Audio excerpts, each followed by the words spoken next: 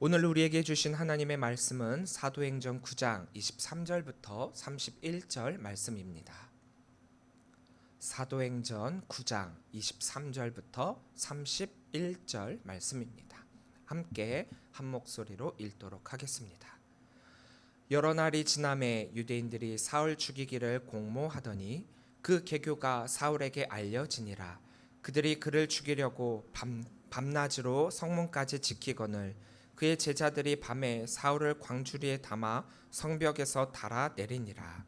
사울이 예루살렘에 가서 제자들을 사귀고자 하나 다 두려워하여 그가 제자됨을 믿지 아니하니 바나바가 데리고 사도들에게 가서 그가 길에서 어떻게 주를 보았는지와 주께서 그에게 말씀하신 일과 다메섹에서 그가 어떻게 예수의 이름으로 담대히 말하였는지를 전하니라. 사울이 제자들과 함께 있어 예루살렘에 출입하며 형제들이 알고 29절 말씀이 빠졌는데요. 30절 보겠습니다. 형제들이 알고 가이사랴로 데리고 내려가서 다소로 보내니라. 그리하여 온 유대와 갈릴리와 사마리아 교회가 평안하여 든든히 서가고 주를 경외함과 성령의 위로로 진행하여 수가 더 많아지니라. 아멘. 할렐루야. 오늘도 주의 전을 찾으신 우리 성도님들을 주의 이름으로 사랑하고 축복합니다.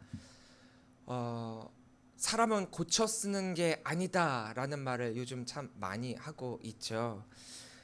이 말처럼 한 사람이 그동안 자기가 살아온 인생 가운데 쌓아왔던 생활 패턴이라든가 습관 그리고 성품을 바꾼다라고 하는 건 쉬운 일이 아닙니다. 신앙 역시 마찬가지로 내가 어떻게 신앙생활을 해왔는가에 따라서 쉽사리 변하지 않고 또 그 모습으로 그 사람의 믿음의 상태를 또 짐작해 볼 수도 있습니다. 사울의 열심은 어떻게 보면 좀 특별했습니다. 유대교에 대한 그의 믿음은 확고했고요. 하나님을 위한 삶을 산다라고 하는 자부심이 굉장히 컸습니다. 자신에 대해서 스스로 표현한 빌립보서 3장 5절부터 6절을 보면 자신에 대해서 이렇게 이야기를 하고 있어요. 나는 8일 만에 할례를 받고 이스라엘 족속이요 베냐민 지파요 히브리인 중에 히브리인이요 율법으로는 바리새인이요 열심으로는 교회를 박해하고 율법의 의로는 흠이 없는 자라. 자, 이 말을 그냥 보여지는 이 액면가로만 그대로 보더라도 그는 얼마나 어떠한 삶을 살아왔는지에 대해서 우리가 짐작을 할 수가 있겠죠. 꽤 보수적인 유대인 가정에서 교육을 받고 자라왔고 또 철저하게 율법 교육을 받았음을 우리는 알 수가 있습니다. 율법으로 바리새인이라고 이 표현을 쓴 것만 보더라도 그가 철저하게 율법을 지키고 율법적인 삶을 살아왔고 또 그로 말미암아 유대인들 중에서 엘리트 집단에 속했으며 그가 이 유대교 안에서 끼치는 영향력이 어느 정도 있다라고 하는 것도 알 수가 있습니다. 그랬기 때문에 그가 대제사장에게 가서 이 다메섹에가 그리스도인들을 잡을 수 있는 권한을 달라라고 요구했을 때 그 권한을 받게 되는 것 아니겠습니까? 바리새인들은 성경을 정말 열심히 읽습니다. 그리고 묵상합니다. 성경 말씀대로 살았으면서 말과 행동이 늘 일치한 삶을 살려고 부단히 노력했던 사람들이었기 때문에 그 누구도 이 바리새인의 이 신앙에 대해서 토를 달거나 무시할 수 없는 그런 사람들이었습니다. 내가 할 수 없잖아요. 어떻게 내가 이 율법대로 그대로 살 수 있었겠습니까? 내가 할 수 없는 것을 할 수 있는 그들을 바라보며 많은 사람들이 그 바리새인들을 존경도 했을 것입니다. 근데 우리는 복음서에서 예수님이 이 바리새인들을 꾸짖는 장면들을 여러 보게 되니까 이 바리새인에 대한 편견 아닌 편견을 너무나도 많이 갖고 있단 말이에요. 그들은 잘못된 믿음과 신앙을 가진 사람들이고 그리스도인들로서 그들을 경계해야 한다. 이게 어렴풋이 이 복음서를 읽은 모든 사람들에게 어느 정도 편견으로 인식이 되어 있습니다. 그래서 우리가 이 바리새인들을 굉장히 낮추어 보는 경향이 없지 않아 있는데 사실은 그렇지가 않다라는 거예요. 웬만한 그리스도인들이 이 바리새인의 삶을 비슷하게나마 따라하는 거 결코 쉽지가 않습니다. 그만큼 바리새인으로서의 삶을 산다라고 하는 것은 개인의 욕망, 개인의 이득, 또 내가 하고 싶은 것들 다 포기하면서 철저하게 자기 제한적 삶을 살아야만 가능한 삶이 바로 이 율법의 삶이라는 거예요. 자기 포기와 자기 헌신이 있어야 하고, 그렇기 때문에 이런 삶을 살아가고 있는 바리새인들, 사실 존경해야 마땅한 사람들입니다. 하지만 예수님께서 이 바리새인들을 복음서에서 왜 그토록 책망하고 계시는가? 물론 모두가 아니에요. 모든 바리새인들을 다 그렇다라고 치부하는 것이 아니라 몇몇 바리새인들을 통해서 그들을 꼬집어서 저들을 상징성을 두면서 이렇게 해서는 안 된다라고 책망을 하셨던 것이죠. 왜? 이들은 이 철저한 율법의 삶을 살아가면서 자신의 삶에 대한, 자신의 믿음에 대한, 자신의 신앙에 대한 자부심이 너무나도 컸던 거예요. 자부심이 너무 넘치다 보니까 그게 무엇으로 바뀌었느냐? 자만심으로 바뀌었다는 거예요. 그래서 너무 넘치다 이걸 넘어서 갖고 내가, 나의 것만, 우리들의 믿음만, 우리들의 신앙만 옳은 것이고 자신들과 반대 의견을 내는 사람들은 틀렸다라고 했기 때문이에요. 그리고 사실 내 의를 드러내는 것, 나의 믿음을 자랑하는 것, 이것들은 사실 예수님께서 가장 경계하셨던 부분인데 너무 자만심이 강하다 보면은 자랑하게 되어 있거든요. 사실 목회자들도 이 목회단에서, 이 강단에서 굉장히 조심해야 될 게, 여기에서 자랑 같은 걸 하면 안 되고, 사실 설교는 오롯이 하나님의 말씀만을 전달을 해야 합니다. 근데 간혹 설교를 하다 보면은 어떤 이야기를 꺼내다 보면은 거기에 살짝 누군가의 자랑이 들어가고, 목회자 자신의 자랑이 들어가고, 자식 자랑이 들어가고, 그러다 보면은 이게 설교가 아닌 자기 자만의 신앙이 돼버리거든요. 그래서 목회자들도 이 부분은 굉장히 조심해야 되는 부분이기도 합니다. 마찬가지로 이런 부분을 예수님께서 그 바리새인들에게서 발견하시고 그들의 그러한 모습을 조심하라라고 한 것이지, 바리새인의 그 삶 자체를 잘못됐다 치부하고 판단하고 안 된다라고 했던 건 아니에요. 이들은 그 누구의 의견도 듣지 않고 마이웨이, 나의 길을 가련다라고 하는 신앙을 가지기도 했으며, 또 어떻게 보면은 나의 믿음과 다른 사람들의 믿음을 비교하고 내 믿음을, 내 행동, 내 생활, 신앙생활을 잣대로 세워서 이렇게 하지 못하면 너는 믿음 생활 제대로 하는 거 아니야 라고 이렇게까지 무시하고 그거로까지 내모는 일이 일어나게 되었거든요. 자신감과 자만심은 한 끗 차이예요. 자신감은 어느 정도 분명히 있어야 합니다. 나의 신앙과 믿음, 나의 삶에 대한 자기 확신과 더불어 결단은 반드시 필요합니다. 하지만 그것이 너무 넘치면 과유불급, 자만심이 되고 마는 것이에요. 그런데 그런 바리새인 중에 바리새인의 삶을 살았다라고 하는 것이 바로 이 사울입니다.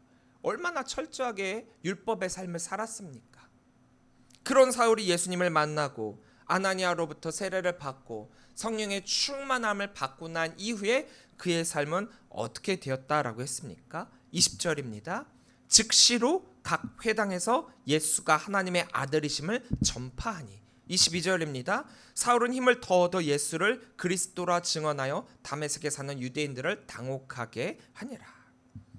유대교에서 예수님에 대해 부정하는 것이 두 가지가 있어요. 하나는 예수님이 하나님의 아들이심을 부정하고 있고요. 또 하나는 예수님이 그리스도이심을 부정하고 있습니다. 그래서 유대교는 아직도 그리스도, 즉 메시아를 기다리고 있는 그런 종교예요. 하나님은 이미 예수님을 통해서 우리들에게 구원자 예수 그리스도를 보내주셨는데 아직도 유대교는 메시아를 기다리고 있습니다. 이를 근거로 하나님에 대한 신성모독이라는 죄명으로 예수님을 십자가에 달려 돌아가시게 했고, 그렇게 스데반을 돌로 쳐 죽였으며 많은 그리스도인들을 잡아들이고 있는 것 아니겠습니까? 그렇게 예수님이 전한 복음을 부정했고 그 제자들이 전한 복음도 부정했으며 예수님의 도를 따르는 모든 자를 부정하고 있습니다. 유대교 중에서도 그 최상점에 있는 이 바리새인들은 이 부분에 대해서 굉장히 민감했거든요. 왜냐? 자신들은 이 율법을 지킴을 통하여 구원받는, 그래서 그 누구보다도 구원에 가장 가까이 있는 사람이 자기들이라고 여기고 있었는데 예수님이 전한 복음은 그게 아니잖아요. 율법의 행함으로 구원받는 것이 아니라 믿음으로 구원받는다라고 하니 그동안 자기들이 해왔던 이 모든 율법의 삶, 이게 다 부정되니까 안 되겠다. 저들의 저 말이 가짜라고 해야만 우리가 살 수 있겠구나. 그런 마음이 들어서 이들은 예수님으로 복음으로 말미암은 초대교회 부흥을 막아야만 될 필요성을 느끼게 되었다라는 거예요. 더군다나 이들은 타 종교, 즉 이방인들이 세운 그런 종교보다도 자기들 유대교에서부터 이 유대교를 배교하고 떨쳐나가고 하나님의 뜻을 무시한 삶을 살아가고 있는 그런 하나님의 말씀과 어긋난 신념과 믿음을 가진 자로서 이 그리스도인들을 낙인하고 있었기 때문에 이방 그 어떤 종교보다도 더 자신들을 위협하는 이단으로서 이 기독교를 바라보고 있었습니다. 종교적으로도 그랬고 사회적으로도 그렇고 자기들을 너무나도 위협하고 있었거든요. 이렇게 기독교에 대해 부정적 반응을 보인 바리새인 중에 바리새인이 이 사울이 예수님이 하나님의 아들이심을 선포한다. 예수님이 그리스도 메시아이심을 선포한다. 쉽사리 이해할 수도 없고 받아들일 수도 없고 믿을 수 없는 일이라는 거예요. 바리새인들이다라고 한다면 이 부분이 가장 민감했고 이 두 가지는 반드시 부정을 하는 것인데 말입니다. 그런데 사울은 이렇게 회심을 했어요.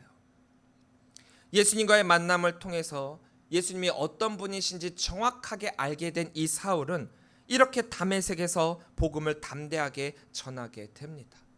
예수님이 하나님의 아들이심을 고백했죠. 예수 그리스도의 복음을 다메섹에서 많은 사람들에게 전하게 되죠. 우리의 구원을 위해 보내주신 그 예수님을 믿음으로 말미암아 우리는 구원을 받을 수 있다라고 하는 이 복음의 소식을 많은 이들에게 선포하게 됩니다. 사람은 고쳐 쓰는 게 아니라고 했죠. 근데 예수님은 이 사울을 고쳐 쓰시고 계십니다. 사실 사람에게 고쳐 쓴다라는 말을 사용하지는 않죠. 이걸 좀 바꿔서 얘기하면 하나님은 사울을 변화시켜 사용하고 계십니다.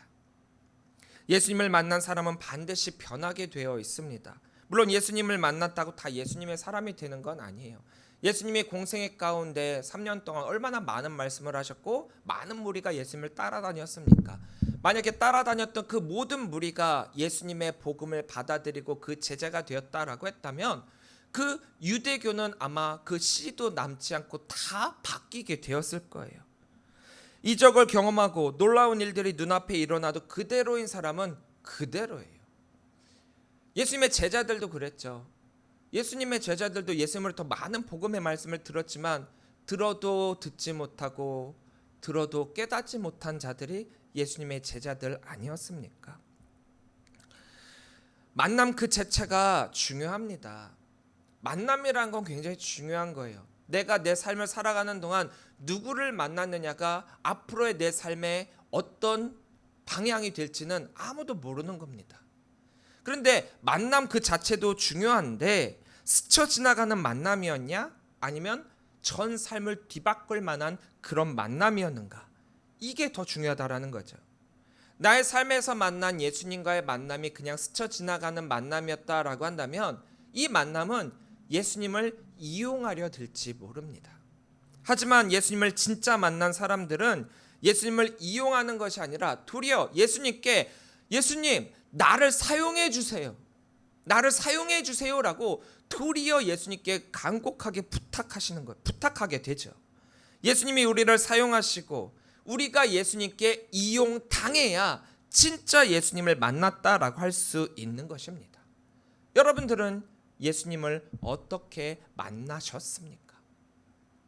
우리는 내가 믿어온 방식, 내 신앙의 자만심, 나만의 신앙적 잣대로 인해서 겉무늬의 그리스도인으로서의 삶으로만 그리스도인이다라고 사칭해 온 적이 너무나도 많이 있어요. 사칭. 진짜 그리스도인은 아닌데 그리스도인인 척하는 모습으로 살아온 적이 너무 많았다라는 거죠. 왜냐? 나의 이득을 위해서 그리스도인이다라고 하는 명분만을 받았기 때문이에요. 그래서 삶이 변하지 않는 것입니다.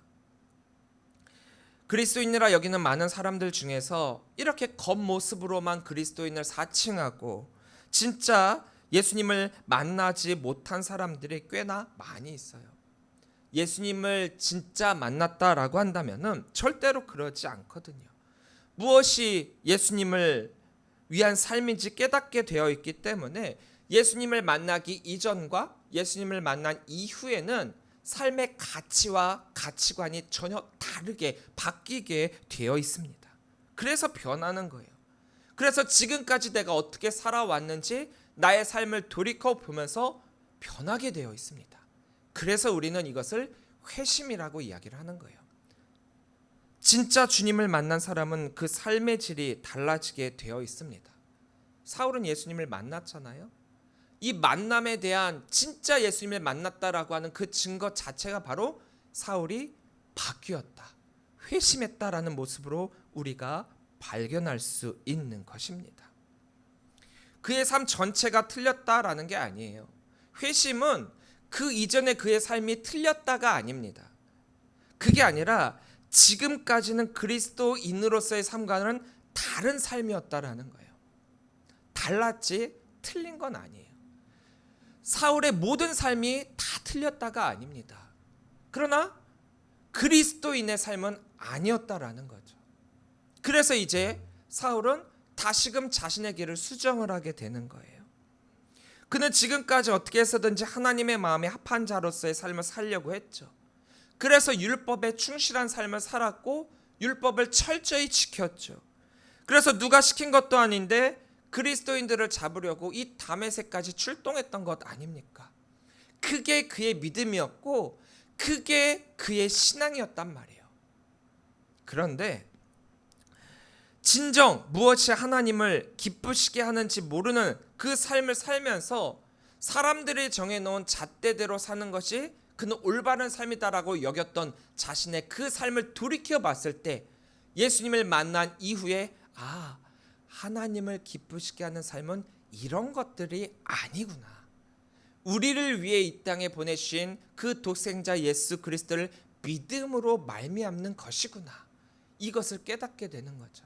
그래서 그가 이제 복음은 선포를 하면서 많은 서신들을 남겼잖아요.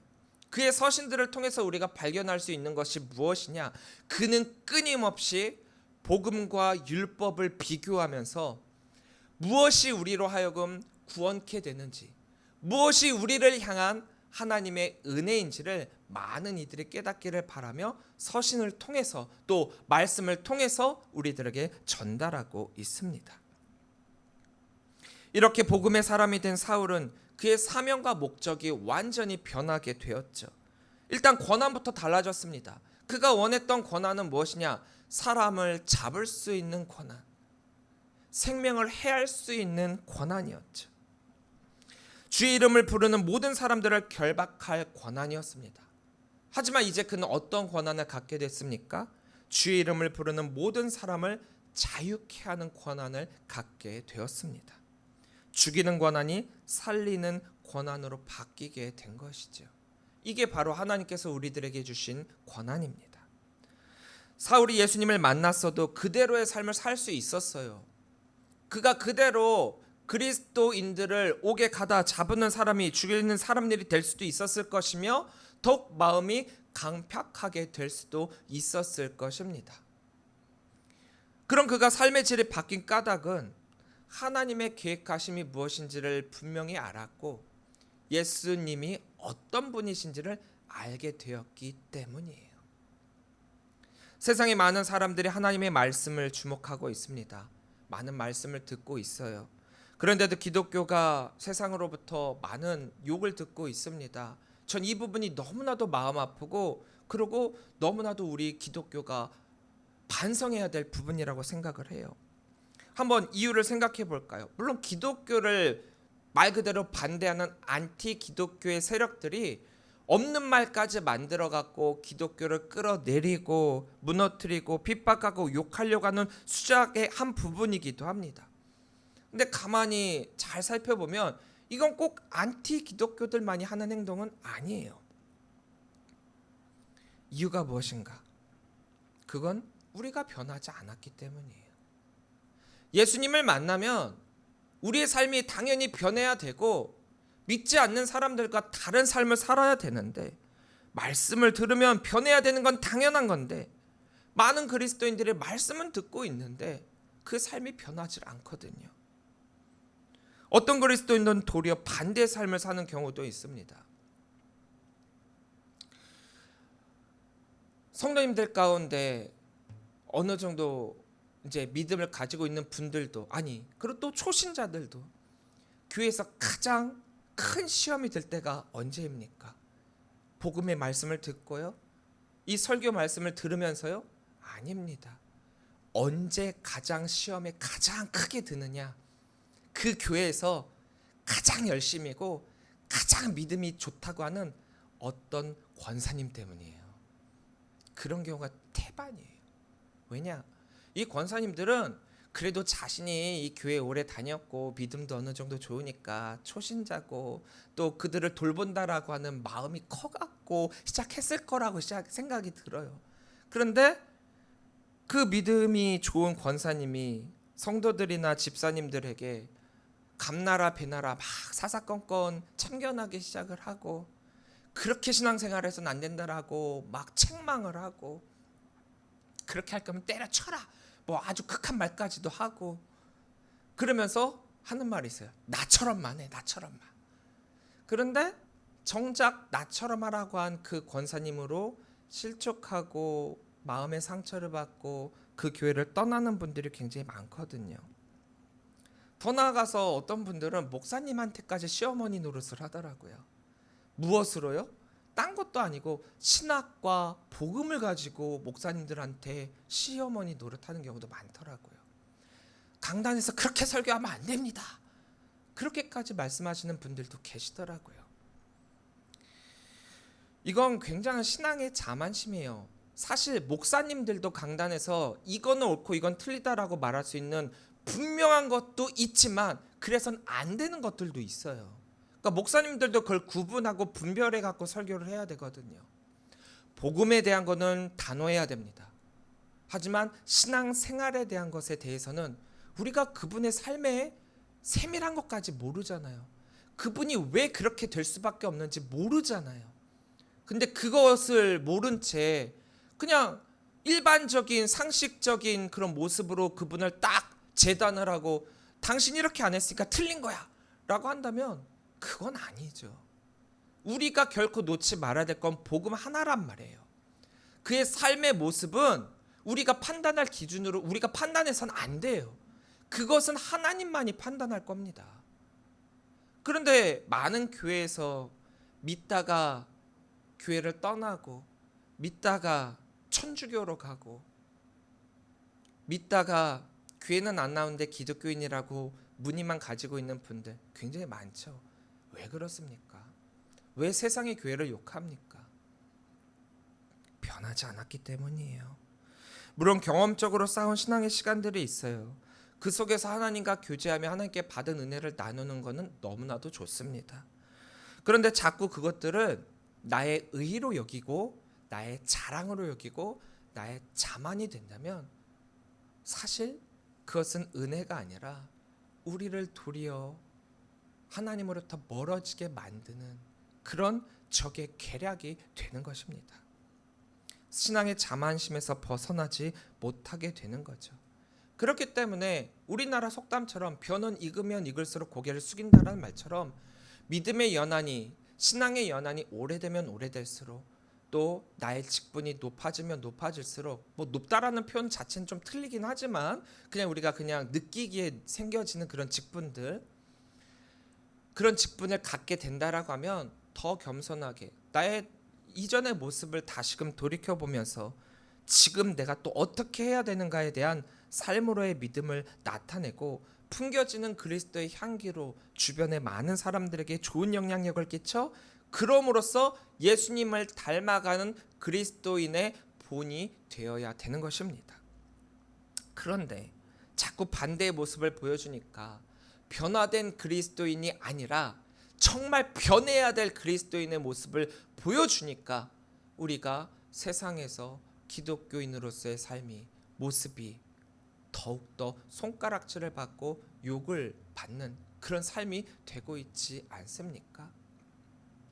불확실한 진리에 대한 확신은 우리로 하여금 잘못된 길에 들어서게 하지만, 확실한 진리에 대한 결단은 우리로 하여금 즉시로 변하도록 만들고 있습니다.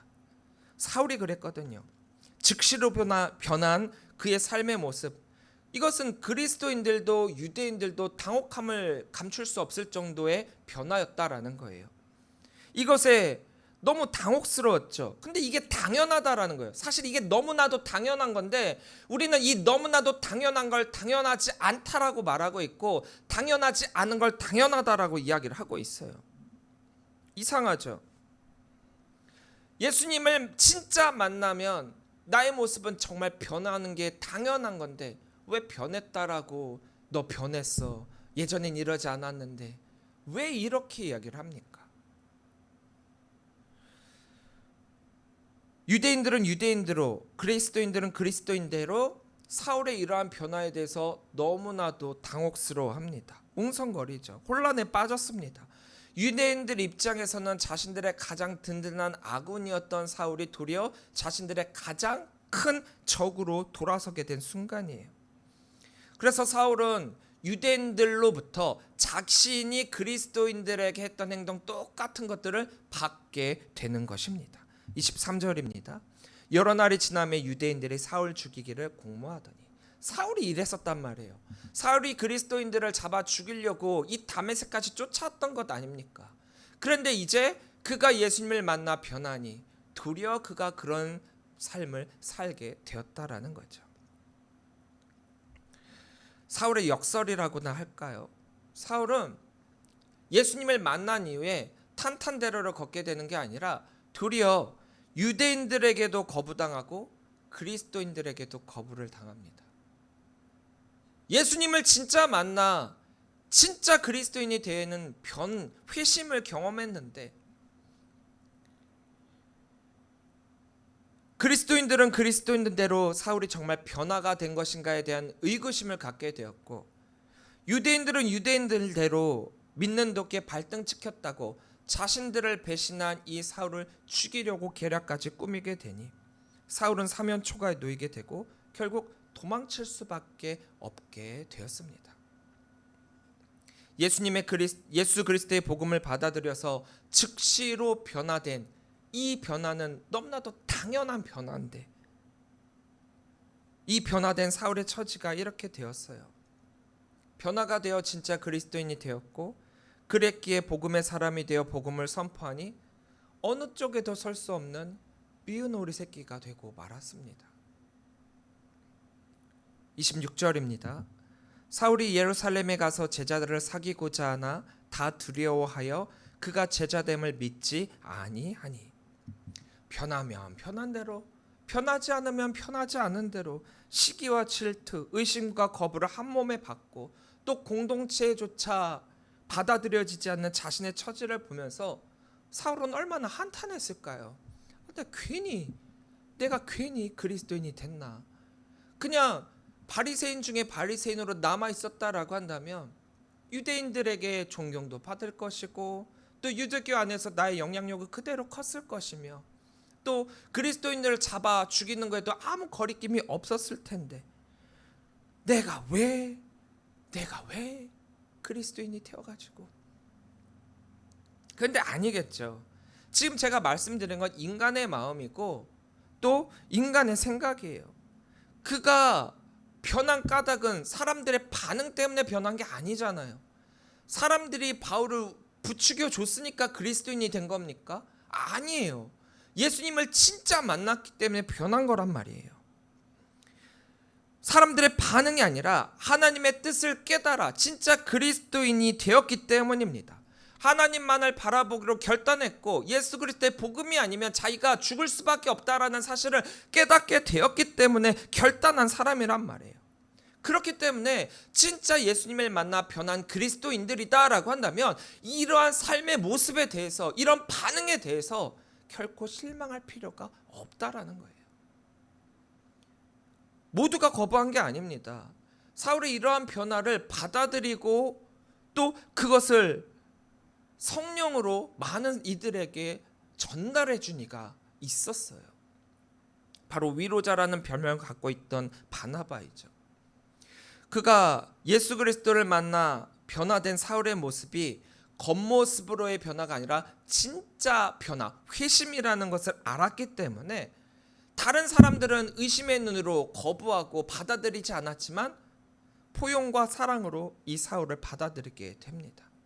그리고 그가 예수님께 받은 사명을 잘 감당할 수 있도록 다른 사도들과 이어주는 브릿지, 다리 역할을 하게 되는 거죠. 27절입니다. 바나바가 데리고 사도들에게 가서 그가 길에서 어떻게 주를 보았는지와 주께서 그에게 말씀하신 일과 다메섹에서 그가 어떻게 예수의 이름으로 담대히 말하였는지를 전하니라. 사울로서는요, 예수님께 받은 사명을 정말 제대로 감당하기 위해서는 초대교회의 공식적인 승인이 필요했어요. 이 사람이 전하는 복음은 정말 우리 초대교회가 인정한다. 진짜 예수 그리스도를 전하는 복음이다. 사도 바울이 남긴 그의 서신들을 살펴보면 그리스도인들을 핍박했던 그의 과거의 행적으로 인해서 그의 선교에 대해서 굉장히 큰 장애를 받았어요. 과거의 행적이 나의 선교의 발목을 잡아가지고 방해를 하고 내가 복음을 전하는데 사람들은 그 이전의 나의 모습을 보면서 이 사울이 전한 복음을 의문점을 갖게 되었다라는 거죠. 근데 참 희한한 게 유대인들은 먼저 편견을 가지고 그것을 바라보지만 이방인들은 새하얀 도화지에 그 복음이 전해지게 되니까 그 복음이 잘 받아들이게 되었다라는 거죠. 물론 이후에 다른 교사들이 와갖고 바울의 복음을 거짓이다 흔들면서 많은 또 논란이 있고 또 그로 말미암아 다시 회심시키는 일들이 일어나고 있기는 하지만 이런 차이가 있다라는 거예요. 바울은 항상 자신이 어떻게 회심하게 되었는지를 설명을 해야 됐고 또 자신이 가지고 있는 사도권과 또 선교권에 대해서 평생을 변호해야만 했습니다. 그래서 그의 서신 대부분의 이 변호의 이야기는 끊임없이 나오고 있어요. 이런 자신까지 사용하시는 하나님의 은혜에 감사하기도 했지만 그랬기에 더 큰 어려움을 겪었던 사울입니다. 왜냐? 사람들은 눈에 안 보이는 은혜보다 눈에 보이는 명확한 팩트를 더 신뢰하고 있거든요. 물론 바나바가 꼭 아니었어도 사울의 이 사명은 인정됐을 거예요. 왜냐? 이미 앞서서 하나님께서 이 사울을 향해 뭐라고 말씀하셨죠? 그는 나의 택한 그릇이다. 예비된 그릇이다. 하나님께서 이미 선택하시고 사용하신다라고 말씀하셨기 때문에 사울의 사역은 인정되었을 거예요. 그럼에도 바나바라는 인물의 역할에 대해서 우리는 주목할 필요가 있다라는 거죠. 하나님께서 사용할 만한 사람을 사용하신다라고 했습니다. 지난주의 설교 제목처럼 하나님께 쓰임받기 위한 준비는 순종이라는 거예요. 우리의 생각과 판단으로는 아니라는 마음이 들더라도 하나님께서 말씀하실 때 순종하면 쓰임받는 자가 된다라는 겁니다. 바로 바나바가 바로 이 역할로서 쓰임받고 있지 않습니까? 그리고 그의 쓰임받은 이 사명으로 말미암아 오늘날까지도 바나바의 이 모습으로 인해 우리의 위대한 이방인의 사도 바울이 탄생하게 되었다라는 그런 말까지 하고 있지 않습니까? 그래서 그의 역할에 의해서 사울은 초대교회 인정을 받고 예수님의 사명, 이방인의 사도로서 초대교회 부흥에 앞장서게 된 것입니다. 성경을 볼 때요, 하나님께 쓰임받은 자 꼭 그 사람이 아니어도 됐어요. 꼭 그 사람이어야만 된다는 성경에 결코 없습니다. 하지만 그 사람의 쓰임받은 까닭은 순종했기 때문이에요. 그러니까 우리가 신앙생활을 할 때 굉장히 조심해야 될 부분이 이 부분이에요. 내가 아니면 안 돼. 나만이 그걸 할 수 있어. 이게 아니라 그 사역에 하나님이 나를 불러주고 나를 사용하셨으니까 내가 거기에 쓰임받는 거지. 그것에 감사하고 그것에 그 은혜를 나눠야지. 그건 나밖에 할 수 없는 일이야, 이건 아니라는 거죠. 우리의 신앙과 믿음, 그리고 마지막 상급에 대한 부분은 인간이 판단할 문제가 아니라 마지막 날 하나님 앞에서 심판받게 될 그때입니다. 물론 사람의 인정과 존경도 필요해요. 하지만 그것은 꼭 구원과 직결되는 건 아닙니다. 우리의 구원과 사역, 사명은 하나님이 주신 것이기 때문에 사람들이 왈가불가할 필요가 없습니다. 단순하게 생각하면 예수님을 만나 진짜 변화된 회심은 그동안 내가 가지고 있었던 생각, 마음, 능력, 지식, 그리고 지혜, 경험, 이 모든 것들을 다 내려놓는 거예요. 그랬기에 최고의 바리새인 사울이 최고의 그리스도인으로 바뀌게 된 것입니다. 그랬기에 바나바를 통해서 그리스도인을 잡아 죽이는 핍박자가 진짜 그리스도인이 되었다라는 사실을 모두가 받아들일 수 있게 되었으며, 또 그것으로 말미암아 이 이상을 뛰어넘어 함께 동역하는 동역자로서 받아들일 수 있게 되었다는 것입니다. 하나님께서 사용하시겠다라고 했는데 우리가 안 된다라고 할 때가 얼마나 많이 있습니까? 하나님은 이것이라고 말씀하셨는데 우리는 저것이라고 이야기할 때가 얼마나 많이 있습니까? 우리는 그것까지 다 내려놓아야 된다라는 거예요. 그래야 그것이 바로 진짜 예수님을 만나 회심한 그리스도인입니다. 예수님을 진짜 만나셨습니까? 그 예수님께 진짜 사명을 받으셨습니까? 그렇다면 예수님 앞에 여러분들을 내려놓으십시오. 변화된 성도의 삶을 사시길 바랍니다. 이전과 똑같은 모습으로 산다면 그것은 겉모습, 겉무늬의 그리스도인으로서만 살아가는 것입니다. 그런 사람들은 예수님께 이용당하는 것이 아니라 예수님을 이용하려고 할 뿐입니다. 진짜 예수님을 만났다면 변할 수밖에 없고 회심을 했다면 내려놓을 수밖에 없습니다. 그것이 진짜 그리스도인입니다. 오늘 말씀을 듣는 모든 성도님들, 바로 겉무늬의 그리스도인으로서만 살아가는 것이 아니라 바로 이런 내려놓음의 삶을 살아감을 통하여서 예수로 모든 것이 충만한 삶을 누리시는 우리 귀한 성도님들이 되시기를 주의 이름으로 간절히 축원합니다. 기도하시겠습니다.